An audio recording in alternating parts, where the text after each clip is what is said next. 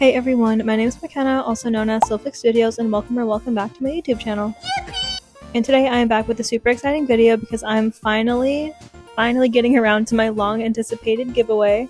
I've been saying for months now that I've been wanting to do a giveaway to celebrate hitting so many milestones across my social medias, but I've just been so busy with other projects, but I finally had the chance to make my giveaway doll and I am so in love with her. So in this video I'll be showing you how I made her, of course. And if you guys remember a couple months ago, whenever I first announced I was doing a giveaway, I kind of did like a random selection of what I guess aesthetic that she would be in. I was trying so hard not to say genre. It's not genre, it's aesthetic.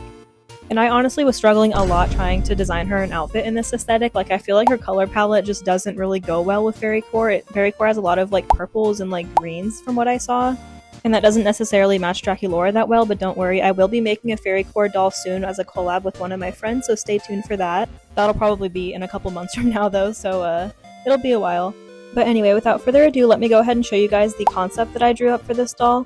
I kind of wanted her to have like an alternative like raver type aesthetic, kind of like how I would dress, honestly.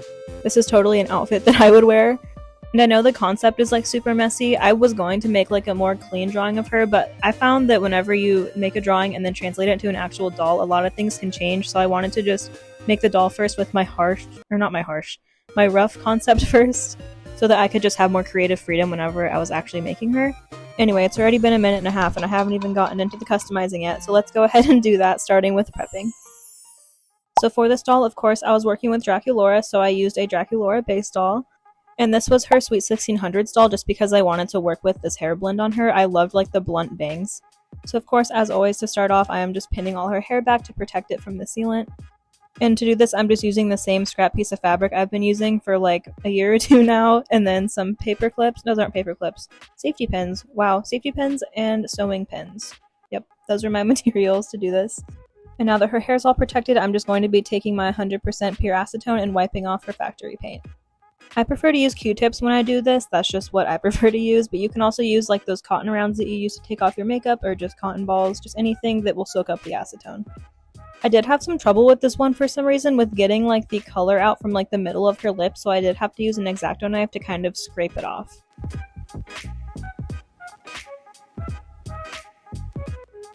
This is what she was looking like all bare-faced, and now it's time to get into the fun part, which is the face-up. Of course, before I started sketching, I did prime the face with a layer of Mr. Super Clear so that my pencils would stick. And now I'm just going in and sketching out all of her features. And while I'm sketching, I kind of wanted to explain how I map out my eyes. It might sound a little confusing, but basically, to keep the symmetry for the eyeliner at least, I kind of use the hair plugs and like hairline as my guideline, if that makes sense. So as an example for this DRACULAURA, I drew out her eye shape, and then to draw her eyeliner, I looked at the corner that I drew, and then I looked at kind of the second or third plug up from the corner above her ear, if that makes sense. And I used that as my guideline, and I drew a straight line out on both sides, and then I just went ahead and connected it to the top and the bottom of her eye, and then filled that in. I don't know if that makes sense at all, but it really helps me with my symmetry to kind of use the hairline as like my point of symmetry, if that makes sense. My point of reference, kinda. I'm really bad at explaining things, but that really helped me out whenever I started drawing my face-ups, just kind of using the hairline as like the point of reference for the symmetry.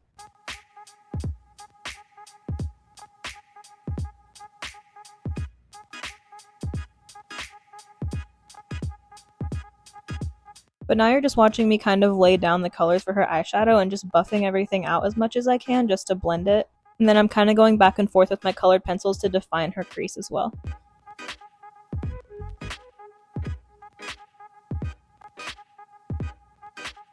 I also like to go in with a white colored pencil or just a lighter colored pencil of whatever skin tone I'm working on and use it as like a highlighter. And then I build this up over like the 2 or 3 layers that it takes me to do my face up, and by that time it leaves like a pretty nice like ombre type highlight effect. Not really an ombre effect, it kind of just helps you build up the colors because sometimes one layer of color isn't enough. But as you can see, after I did the eyeliner, I went ahead and outlined everything with my black colored pencil. A lot of that was cut out because my head is covering like the entire frame as always. I've tried different angles, but like there's really nothing I can do about that because either way my big head is literally like 2 inches away from her face because I need to get super close to make my precise lines. But I promise one day I will find the correct angle so you guys can see me do all of my like super thin lines and all of that. But now we're on to layer 3, and I went ahead and outlined everything again, and now I'm just going and adding the shadows to her eyes.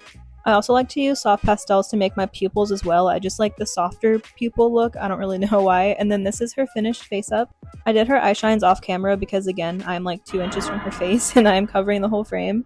But now that her face up's done, I'm just going in and body blushing her cheeks and just around her face. And I also did her body as well. You can do your body blushing before or after your face up. I kind of do it interchangeably, just depending on what I'm feeling. This one I did it afterward, and then this is what everything is looking like after. And once I sealed that in and let it dry, now I'm just finally taking off her hair cover. And her bangs were so messed up, guys. Like, she had like the worst case of poofy bangs, so I had to do a lot of work to fix this. So now it's on to the next part, which is hairstyling. So off camera, I went ahead and gave her 2 separate boil washes actually, because I don't really want to record my sink. It's kind of hard to get a tripod in my bathroom. And to help get her bangs to lay down flatter, I did use the tape method where I just wrapped a piece of tape around her head and let her hair dry that way, and it did work wonders. So now I'm just going in and trimming her bangs and cutting them to length. This Draculaura in particular had a pretty like blunt bang before, but I decided to give it more of a V shape. And now to get it to stay in place, I'm just wetting her hair with a spray bottle and then taking the Got2b like hair gel and I'm just putting it in her bangs and also on like the top of her head to get her hair to stick down a little more. And I'm just switching between using my finger and the toothbrush to kind of smooth everything down. This is what her hair looked like all gelled, and it looks a lot better than it did before. I also gave her a little bit of a chop off camera. But now let's get into the next part, which is her outfit. So if you guys have seen Creepover Party Draculaura, you guys are probably familiar with this pink fluffy like jacket robe thing right here. And whenever I was going through my Draculaura stash trying to figure out what like to put her in, I found it and I'm like, oh my god, this is perfect to make fluffies. So I kind of based this entire design around the color of those fluffies. And they're like this very specific hot pink shade, so I was searching up and down like thrift stores trying to find the perfect color pink to match. And I was lucky enough to find this like stretch fabric pink shirt, and this thing is perfect. It matches her fluffy color perfectly. I'm so happy with it. So I'm of course taking that fabric and making her a little mini skirt. And this mini skirt I actually patterned myself. I kind of just traced her hips out on a piece of paper and then just added enough like length or whatever for seam allowance. I did end up having to make this twice. This is actually the first skirt that you're seeing right now. The first one ended up being like a little bit too small, but the process was exactly the same, so I figured I'd show you guys anyway.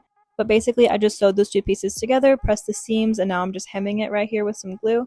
I tried doing stitch detailing for the hems for the first skirt, but it just didn't look good. It didn't look right. So for the second skirt, it just has the glued hems. And then for her shirt, I don't have any footage of me making it, but this is what it looks like. I love it so much. Those wings are also from the Creepover Party jacket. I couldn't let them go to waste. And I initially wanted to go for like a ribcage pattern on it, so I tried doing that with gems. I don't know if it comes across very well, but that's what that's supposed to be, is a ribcage. But now that her 2 main pieces are done, it's time to move on to her like socks and kind of accessory pieces. So here you can see I'm making 2 socks. I only ended up using 1 because the socks are mismatched. And then I'm also making her little arm warmers as well. So to start off, of course, I'm just gluing the hems down, and now I'm just adding stitching detailing to the hems. And once that's done, I'm just going in, folding the piece in half, and then sewing it together with a zigzag stitch. And I'm doing basically the same exact process for the arm warmers as well, except I'm hemming the tops and the bottoms.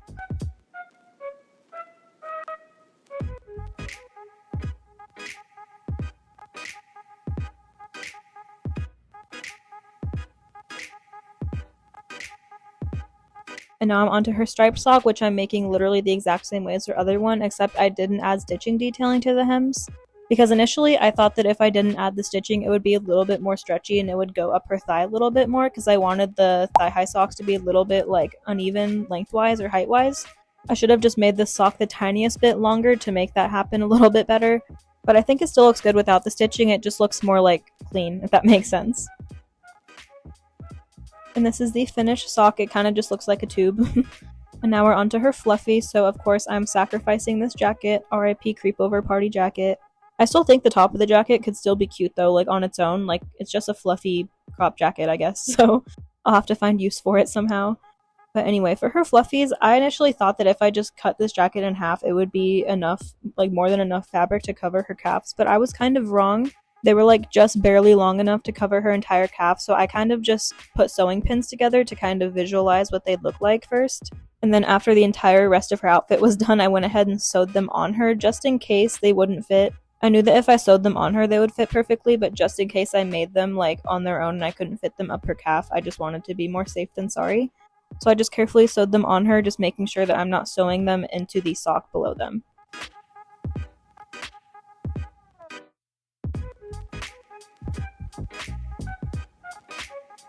So now that her entire outfit is made, let's move on to her accessories. So I don't know about you guys, but I love a big chunky sneaker, and whenever I saw the Fear book DRACULAURA came with these, I immediately fell in love with them, and I knew I wanted to use them for this custom. I unfortunately don't have any footage of me painting them because I painted them at my boyfriend's house and I don't have a recording set up over there. But now we're just moving on to making her charm belt. I think that this is so cute. I'm totally gonna make something similar for myself because I am seeing Zara Larsson in March, so that will be perfect for that concert. But anyway, now I'm just adding all of these super tiny details, like all of her piercings and everything. And then I made her these cute little hair beret things that kind of just stick in her head on sewing pins. And then I also made her little candy bracelets. I also don't have footage of me doing this because I did it at my boyfriend's house. I'm sorry. But guys, look at how freaking cute these are. I love making little candy bracelets for my dolls. It's one of my favorite things to do. I love them so much. And this was pretty simple to do. I just took some elastic string and these tiny little beads and just tied them around her neck and her wrists. And I guess I wanted to show you guys my bead collection as well. This is literally all the beads that I had to dig through to find the perfect ones. And this is me showing you I'm going to make her a necklace. And I guess I was also watching Wednesday when I was doing this. So there is my Wednesday shot. But once I was home from my boyfriend's, it was time to add the finishing touches, which are her rings and her nails. So I'm just taking some tiny jump rings and this E6000 dupe and just gluing them to her fingers. And for her nails, these are actually 3D printed. I will put the file in the description below. These things are amazing. I love these nails so much. They're such a pain to print because they're so tiny, but look at how amazing they look on a doll. I need her nails so bad. But once I glued them all to her hands, I went ahead and painted them super meticulously, and I also painted the underside as well. And of course, I had to be super extra and give her a full set of super detailed nails. I am so obsessed with these. If I wasn't allergic to nail stuff, this is the type of set I would get. I am so obsessed with these, and I can't wait to do more sets like this in the future. These were so fun. But with her nails finally done, she is complete, so let's move on to her reveal.